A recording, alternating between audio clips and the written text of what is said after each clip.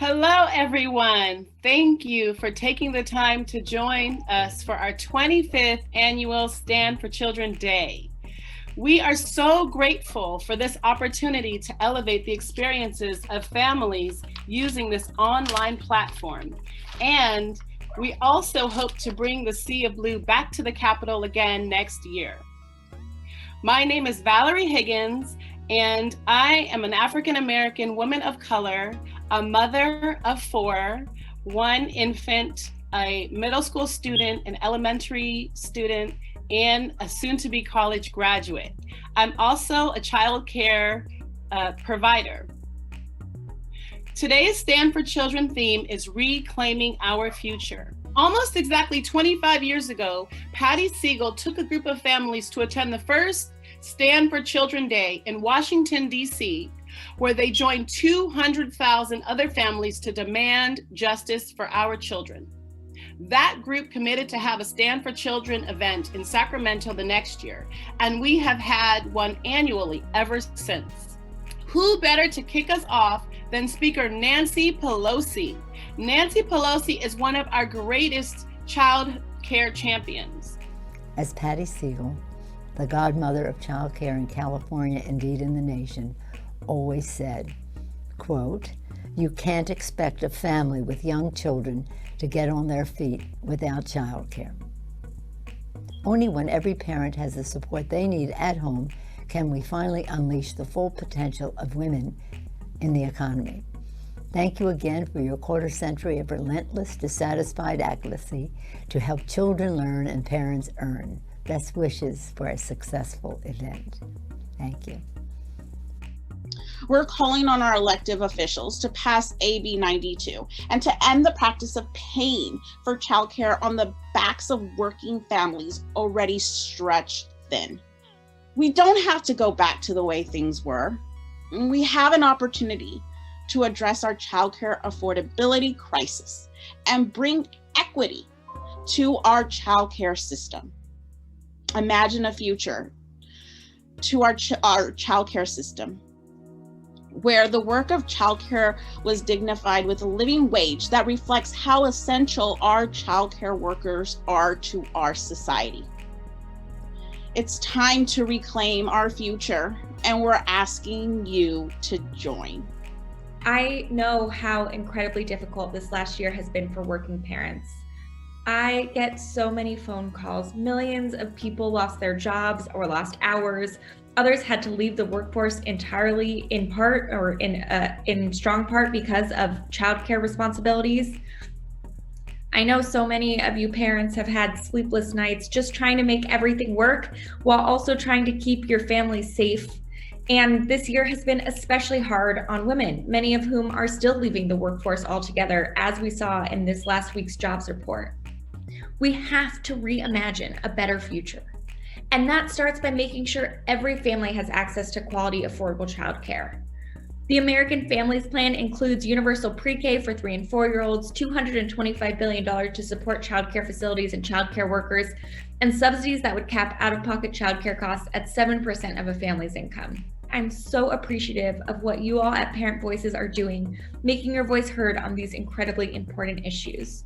We know that we will not have an equitable recovery if we don't include childcare. So let's support kids and parents and build an economy that works for all families. And I am so looking forward to working with you all to do that.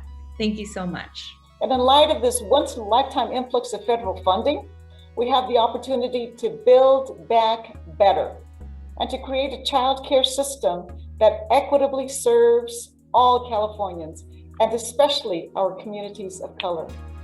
I'm excited to be part of this effort through AB 92, which will bring relief to families struggling to afford care for their children during the pandemic and beyond. It's time to reclaim the future of our children and our families, and I really do look forward to working with you and with my colleagues in the legislature to achieve this goal. The lack of affordable, accessible, and available childcare was a reason for me becoming a stay-at-home mom. Imagine having to sell your home, move to a new city, and share a 2-bedroom home with 2 disabled elderly family members and 2 babies. The stress of our living situation started to impact my mental health. If only childcare had been available and affordable, we could have avoided making these sacrifices. 3 years ago, I was offered a job as a caretaker to an elderly lady. So 3 years ago, I applied for childcare so I could take the job. And I was placed on the wait list. I'm still on that wait list.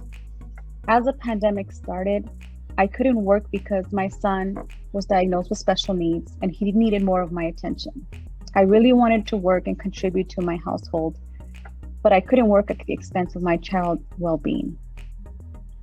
My son started kindergarten last year and he is now behind academically, emotionally, and socially. I feel bad because I constantly think that if he had access to quality early education, a program, he may not be struggling as he is now. And it hurts to see my son not thrive. But I'm doing all that I can to make sure that he does. Similarly, I'm doing all that I can for my daughter. And I'm anxiously waiting for my 4-year-old to get childcare with the hopes that she doesn't struggle like my son and has the issues that he has.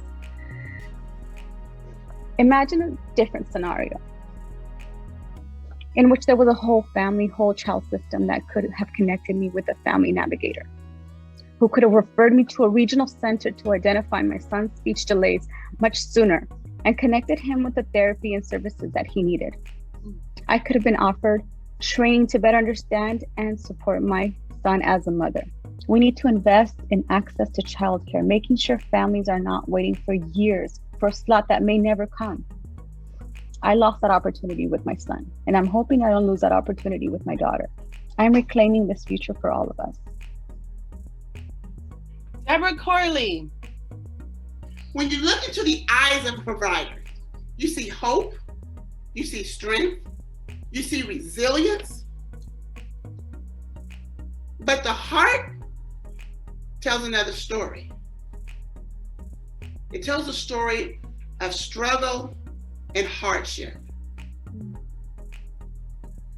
Can I still do this? How can I afford to support my passion, my dreams, my vision? Providers want to reclaim our future. Long-term fixes, no more Band-Aids to cover up a failing system. We tell our daycare kids, if you work hard, dream big, stay focused, you will succeed. We have to reclaim our future. Funding plus union equals a voice and equity for all. Well, Deborah, you're absolutely right. Funding from the state to support childcare, to support our childcare providers and our families, and a union will give the voice and the equity for all. We absolutely have to have expanded early care and education for the 0 to 3, 0 to 5, but it's needed. You know, school's still only a limited time, but the workforce is longer than that. And what do our kids do? And what do our families do? So we really need to embrace. It is a big picture package. It isn't going to work just for like a few years or, this age slot only. So that's what we're dedicated towards.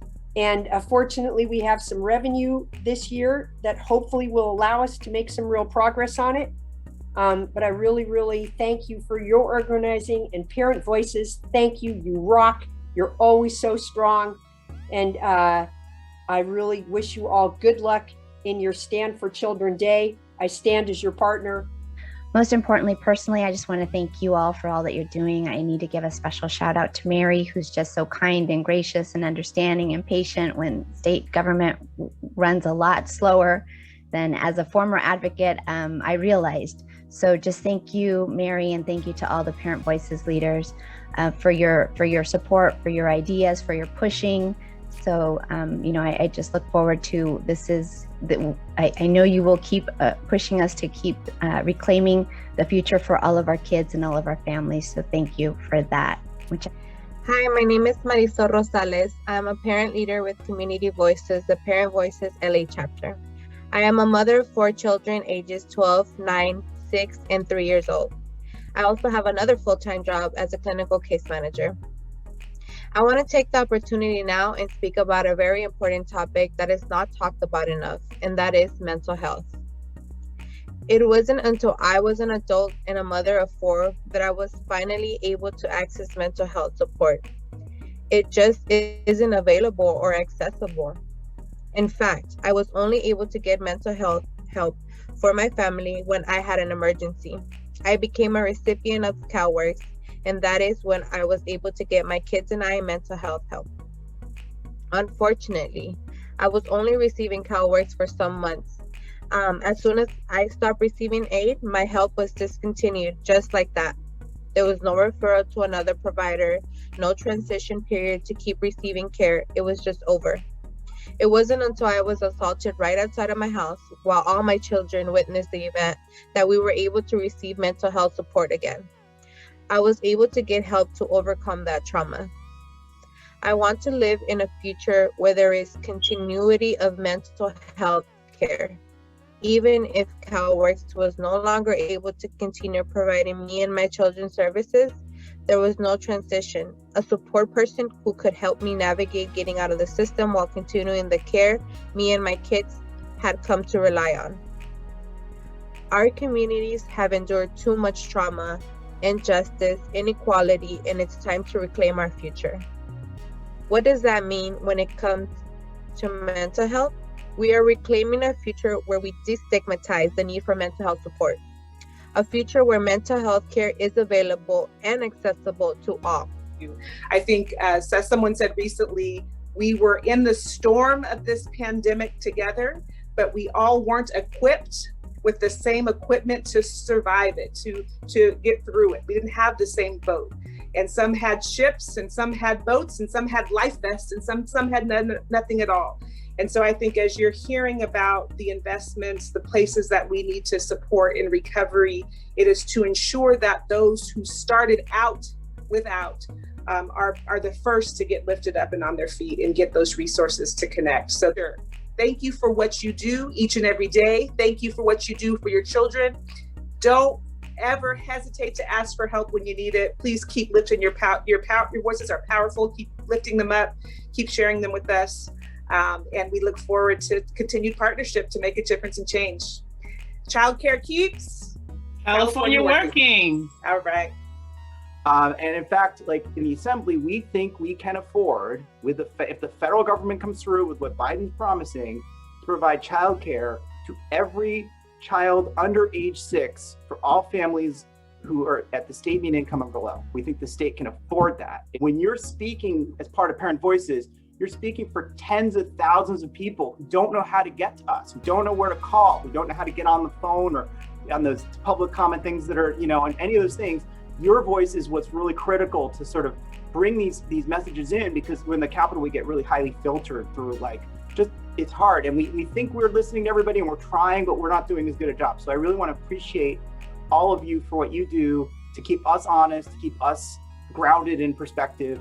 And frankly, we have a lot more to do for you. And I'm hoping you're going to hold me accountable, and I hope you're going to, make sure you're telling me when I'm not doing the right thing and keep pushing on me. And I know Mary will do that. So I'm counting on that.